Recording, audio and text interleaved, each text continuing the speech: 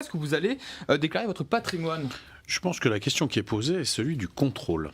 C'est-à-dire que nous faisons déjà des déclarations de patrimoine, le problème c'est qu'elles ne sont pas contrôlées. On peut mentir en fait. Voilà, on peut mentir. Jean-Marie Le Guen a sous-évalué certains de ses biens immobiliers. Il faut certes compter sur la moralité des élus, mais au-delà de ça, il faut organiser des contrôles. Il faut qu'il y ait un contrôle qui soit réalisé d'une façon beaucoup plus importante. Le contrôle se fait et doit se faire. Est-ce qu'il doit se faire d'une façon plus intense? Je le crois. Et aujourd'hui, c'est Jean-Marie Le Guen qui fait les frais de la rigueur de cette haute autorité. La Haute Autorité pour la transparence de la vie publique estime ainsi que certains biens immobiliers étaient évalués à des montants inférieurs au prix de biens comparables.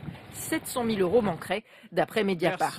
Comment on va lutter contre la fraude fiscale? Nous allons avoir des propositions sérieuses sur le problème de la fraude fiscale. Conséquence prévisible pour Jean-Marie Le Guen, un redressement fiscal en matière d'impôt sur la fortune, puisque ce sont ces mêmes montants sous-évalués qui ont été déclarés au fisc.